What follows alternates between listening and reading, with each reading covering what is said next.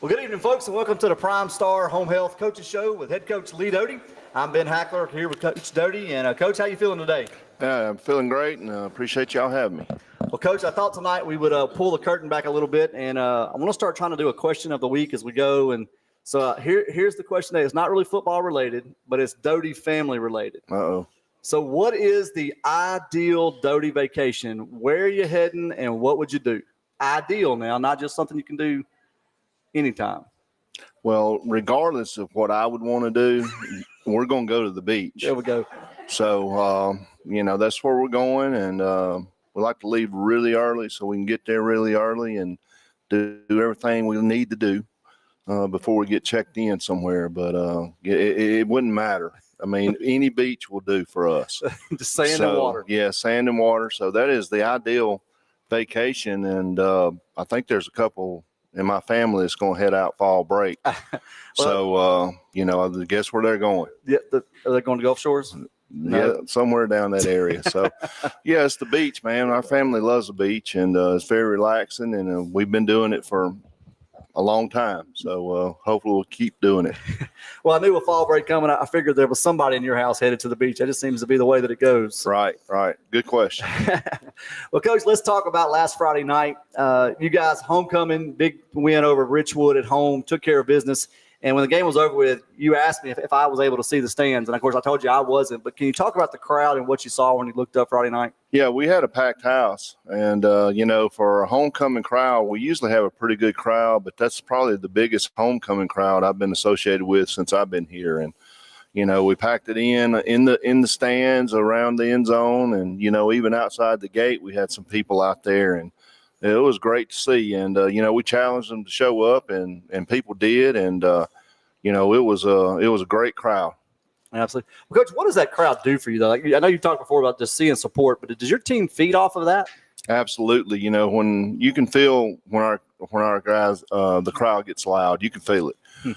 And, you may not hear everything that's being said, but you can hear the roar, know, and our kids really enjoy playing in front of a large crowd like that. Our bleachers are really far from our football field as opposed to some places that we go. And so it takes a lot of people and a lot of noise to kind of get to us down away from them. So, yeah, it's fun, man. It was a great crowd, and we really appreciate it. Well, Coach, you had a chance to look back at the film and kind of savor the win a little bit. What were your initial thoughts on the game before we talk any specifics, offense and defense? Well, we had a kind of a slow start on offense, but we kind of expected it to be that way, and homecoming week and a lot of activities and just, trying to keep the focus, on the game itself, and that's really hard to do. So, but I thought defensively came out and, swung a big hammer early and, kind of set the tone for it. And offensively, we moved the ball.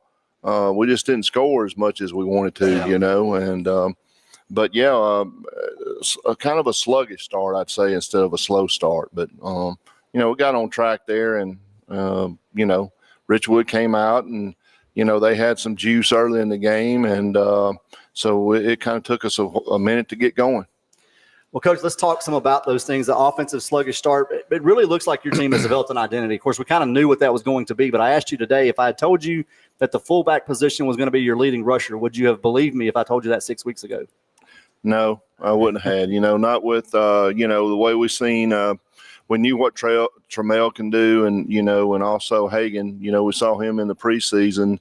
And, but no, I wouldn't have thought that, but, that's a good thing too. Absolutely. Well, yeah, because it's not like you're rushing for 100 yards a game. I mean, I think you guys have hung 300 plus now in 4 straight weeks of football. But Coach, when you looked at the film offensively, what was the most positive thing you took away from Friday night? I think our offensive line played better as a unit. And they've been playing pretty good. Like, this side plays good, or this guy plays good, or, these 3 guys play good. But, all of our guys graded out pretty good Friday night and played more cohesive as a unit. And so that was good to see. Well, Coach, you mentioned before, we talked about the passing game and trying to get it going. You said you'd like to throw it 10 to 12 times. You guys were able to throw it 11 times on Friday night. You rushed for 325. You throw for 61. And what did you see in the passing game that's beginning to develop a little bit? Well, we missed a couple of wide open shots there that we'll hit that throw later in the season, no doubt. And we protected a little bit better. We still got to get better at that. We still got to take some shots down the field. I love throwing the ball, deep down, and love to do that once a quarter. Get to where we feel comfortable enough to do that once a quarter. But yeah, we caught the ball well and protected pretty good. And, we'd like to get that up to, like I said, at least 10 to 12 passes every game. So it's still a work in progress. Well, Coach, when we talk about positive things and the things you saw with your offensive line, I also want to ask you, so I'm going to ask you the same thing about defense, just to be a fair question. But where do you see, and it's not a negative, but where do you see the most opportunity for growth on the offense?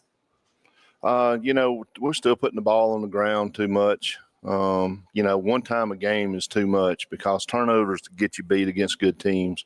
I'd like to clean that up some.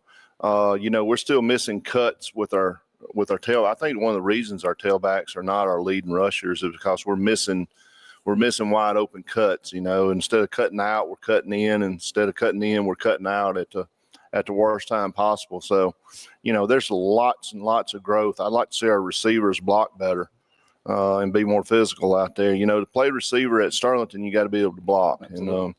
And, we tried a little bubble out there to Devin Downs, and we just got ate up. We just no hats on anybody out there, and we got to get better at that because we got to use the bubble and the screens and like that, and we got to get good at that. And so, yeah, there's plenty of opportunity for growth there. Well, Coach, let's talk about your defense. Again, those guys continue to play at a high level. In fact, coin toss, you guys deferred the second half, put defense on the field first. And Richwood got one first down, and that pretty much the rest of the way was a long night for him. Give up 34 yards rushing, 93 yards passing. Of course, one catch was 62 yards. And I went back and looked again. And, Coach, unless we had really 4K high definition, I'm not sure he was down. But your defense played at a high level. What stands out to you about your defense right now?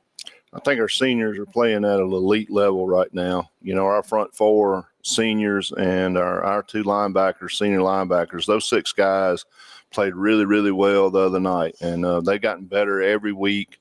I walked in the defensive meeting the other day and said, look, man, y'all need to enjoy these guys. You don't get six guys up front every year that can play like this. But they're all six of them are playing at an all-state level right now. And it's fun to watch, and we got stuff to clean up over there too. But man, Jack and Caleb on the inside are just, they're just wrecking shop in there and letting everybody else run to the ball. And what amazes me is when I see Aaron's Aces or something like that. Somebody from another team I have 22 tackles. Well, I don't know about that, because our leading tackler have 7. Right. It's almost impossible for me to believe that one guy can make 22 solo tackles in one game. Yeah. And that's just not the type of defense we play. We swarm to the ball, and, either Jackson King or Trey Birch led us in tackles last week, but it was like 7 or 8. And that was right. 3 solos, 5 assists. So, we're not inflating our stats over here. I can promise you that. But, man, they're playing really good, really, really good right now. And I hope we can just stay healthy and keep it up right now. And Trey's getting better at linebacker. He's going to be a really good player for us by playoff time. And our secondary is playing so much better than I gave them credit for earlier in the year. Yeah, I think it's kind of been a surprise for everybody. Yeah. So, we really thought that was going to be a problem. And it may be at some point in time. But, they're working really hard. And Dwayne Williams has done a great job with that secondary back there. Well, Coach, one other guy that we've talked about on defense, and really with I don't want to say one guy, really those guys you mentioned, those 6 seniors, and then, of course, your other guys. But the pressure that you guys have been able to create, what does that do for your opponent's offensive scheme when you got so much pressure all night long in the backfield? Well, you got to count for 7 every play, whether you get 7 or not coming. You got to account for them. And the threat of all 7 of them coming every play, you have to be really careful what you call, or next thing you know, now you're 2nd and 17 or, 3rd and 15. So I think it puts a lot of pressure on the guys calling plays over there. The obvious play would be called the screen, but our guys have been coached up so well, to recognize screens, and now you're almost scared to put it in the air for that. So that's helped our secondary mature a lot because, we got young kids back there, and it's helped them get better. So yeah, bringing pressure, you know, that's what we've done in the past, and we're just we're doing a lot better job of it this year. Yeah, 'cause I think probably folks that watched the game Friday night, one of the very first times that we saw that, it kind of Richwood picks up a first down on like third and 7, 3rd and 8 on a counter play. And then the very next play, you guys bring pressure. I think Dylan Underwood gets in there, and it's a 7-yard loss. All of a sudden, Richwood's game plan of being in the eye and trying to run the ball is out the window, and set you guys up for the rest of the night. 39 carries for 34 yards is a pretty good night for a defense. Yeah, I don't think anybody understands how good that tailback from Richwood is, number one. You know, I think we held him to 9 yards on 11 carries or something like that. He's a good football player. I mean, I'd love to have him. You know, he's that type of guy, and he's rushed for, you know, over 100 yards every game this year. And I think he had like 1,200 to 1,300 yards rushing last year. So it's not against, the replacement guys. I mean, these guys are good. I mean, he's a good running back. So they playing well against good running backs right now. Well, Coach, I asked you the same question I asked you about your offense. On your defensive side of the football, where is the most opportunity for growth right now? Well, there's always opportunity. We still got to develop some depth. We're playing other guys as much as possible.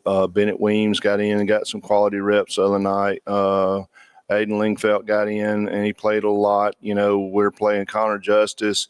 Connor played a lot the other night because Trey got a little banged up. We held him out for the rest of the game. So Jaden Hall got to play a whole lot the other night. And, those young guys like that, we need to keep growing and getting them ready to play and just building depth and,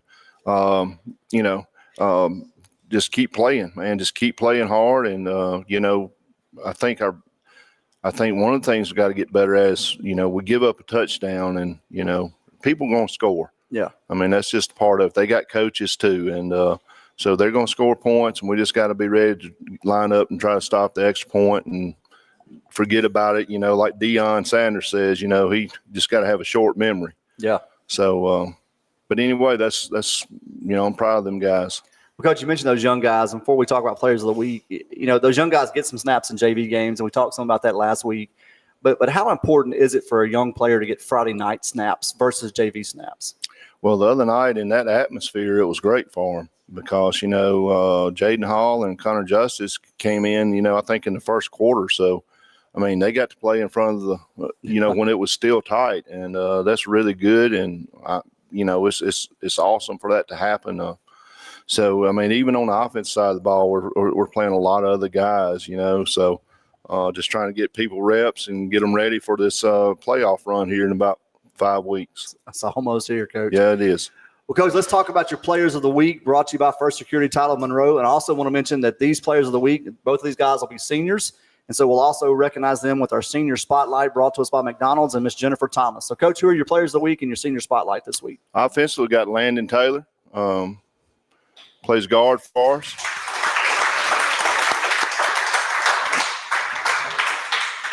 Had a real good night the other night. Landon's got a unique story. He transferred up here, lived in our zone, but has been going to Tensall, right? Tallulah Academy, and been playing 8-man football. So we got him up here, and we worked him hard. And, I encouraged him to I did everything to try to get him to do something else besides play football, And I stayed on him, and Coach Foster stayed on him, and he's turned into a heck of a football player. Matter of fact, he's turned into such a good football player. He's visiting Belhaven this weekend, I believe, on a recruiting visit. And, man, we're proud of this guy right here. Absolutely. Proud of him. And, Landon is come a long way, and he's got plenty of growth left. So he's going to be a good football player for us, and we're proud of him. So he'll also serve as one of our captains this week. So Landon Taylor is our offensive player of the week. Appreciate you, Landon. Congratulations. Coach, he probably was a quarterback over at Tallulah Academy, right? I think so. Quarterback, Landon? I don't know. Our defense player of the week is Brendan McCarthy.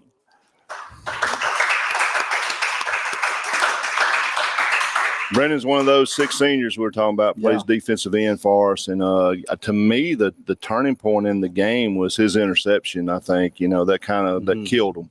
You could just see him just go downhill when he intercepted the ball or recovered the fumble. We're not sure exactly what that stat is yet. It came out sideways, Coach. We're going to say it's an interception because that's the defensive lineman's dream. But we're going to work on him not getting arm tackled. So next time he gets one, he can go score instead of gets tackled by a quarterback. But yeah, he's playing really good, man, and we're proud of him. Both these guys are good students. Brennan's an excellent student, and excited for him. He'll also be our captain this week. So this is our defensive player of the week, Brendan McCarthy. Congratulations, Brendan. All right, well, Panther fans, we're going to take a 1-minute break. Be right back with more of the Primestar Home Health Coaches Show in just a moment. Choose Primestar Home Health. We'll provide the best care for your patient or loved one. From managing chronic conditions to wound care and therapy, we specialize in a wide range of services. Primestar Home Health. We have the skill to heal and the spirit to care. Choose Primestar Home Health. We'll provide the best care for your patient or loved one. From managing chronic conditions to wound care and therapy, we specialize in a wide range of services. Primestar Home Health. We have the skill to heal and the spirit to care. Benoit Ford Chevrolet GMC in Farmerville is here to serve you and your family just like you are a part of ours. With 2 dealerships for you to find the perfect vehicle, Benoit is proud to offer great deals right here in the heart of North Louisiana. 206 South Main Street and 1001 Sterlington Highway in Farmerville, going the extra mile to offer you the best options for your vehicle needs. That's what we do. Stop by and join the Benoit family in your new vehicle from Benoit Ford Chevrolet GMC today.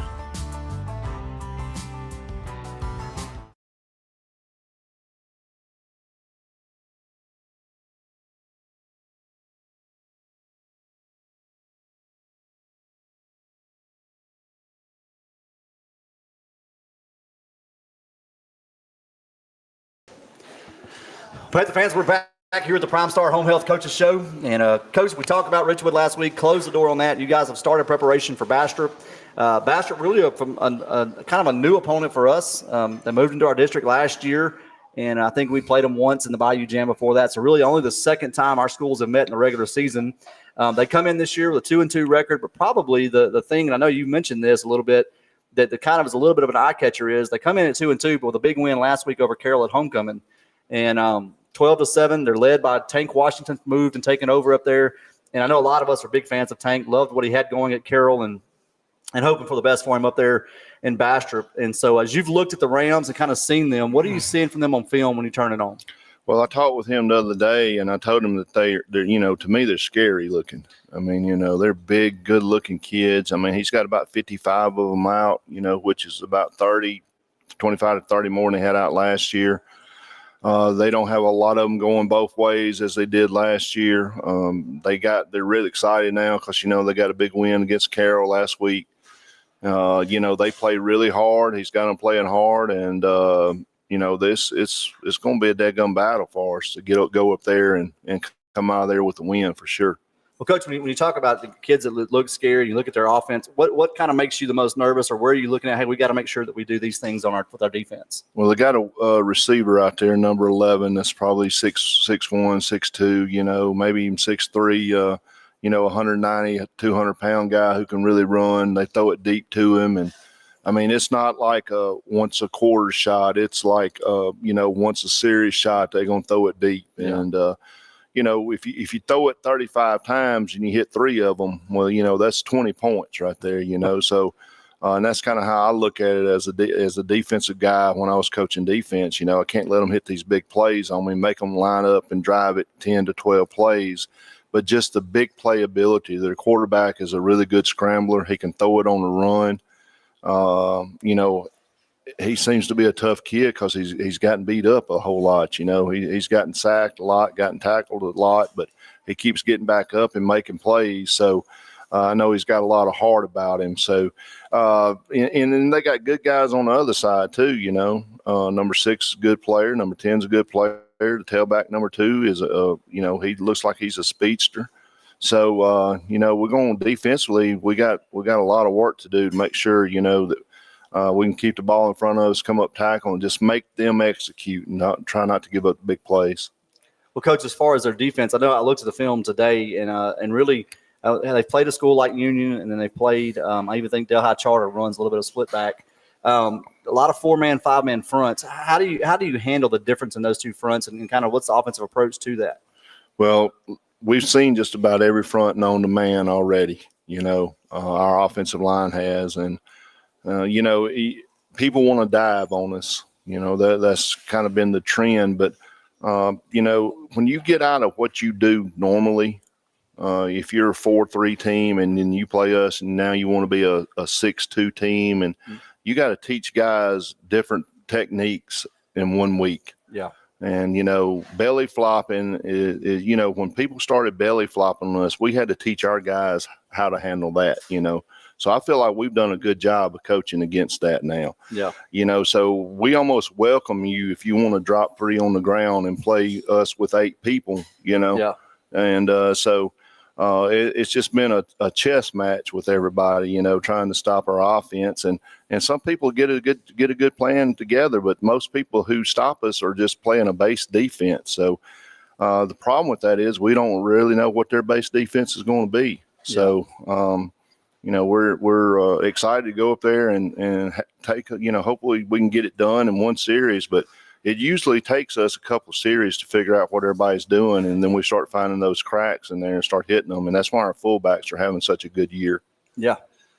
Well, Coach, as you go up there and you go to a place that really isn't unknown, I don't know that we've ever played at Bastrop. Somebody asked me, hey, what's it like going to Bastrop? I couldn't tell them. I've never been up there. I know it's a new field, and it looked like just from the film you guys have, like a nice stadium that they put up there.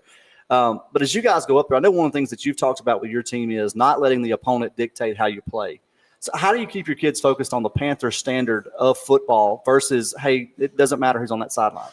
Well, we have to, every week we talk about playing ourselves, don't let ourselves stop ourselves, and make the other team have to coach some too, and don't make it easy for them. Don't give the ball away. Don't have stupid penalties, and focus on the task at hand. We can't look ahead. We can't look behind. It's this week, it's this Friday night. This is the most important game on our schedule right here. And our kids are starting to understand that. And you can't take anybody lightly, or you can't think anybody's going to beat you. It's got to be an even keel, and go out here and take it as a business trip. This is what we do. This is how we do it, and then go out and get it done. And, our kids are starting to respond to that. And we need to do that again this Friday night. Well, Coach, when you look at the offensive, the defensive game plan, and even now talking about a little bit about special teams, when you look at their special teams versus our special teams, what are some things that maybe we can capitalize on this week? Well, we feel like we're getting really close to returning the kick for a touchdown. And, we've been working a lot on that type of stuff. We worked on kickoff return hard this year, and, we're just almost itching to get one, that we can take to the house. And our kickoff team had 2 or 3, well, I say 4 games, maybe 3.5 games of being really good, but our last 6 quarters, we haven't been as good. And we got to work on that again tomorrow about coverage on our kickoffs. And, our field goal and extra point, everything is great. We're doing a really good job, but concerning is punting, because we've only punted 4 times this year, as far as I know. And, you almost in a game like Friday night on 3rd down, you're thinking, should I run the punt team out there, and just practice against a live opponent. So a little concerned about the snaps and everything and punting, because we just haven't done that a lot in a game. So, not that we're not capable of doing it. We're very capable. We just don't have that game experience. And it's one of those things, man, you really don't want to punt.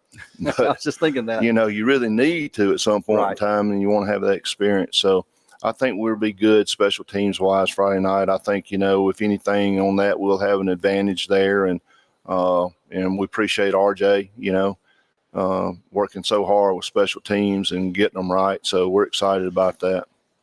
Well, Coach, we've kind of come to the halfway point. 5 weeks behind us, and it's gone fast. I can't believe we're already – and you told us, a lot of us that, especially senior parents, hey, it's going to go quick. And as a guy with a senior sports med member, man, it has gone so fast.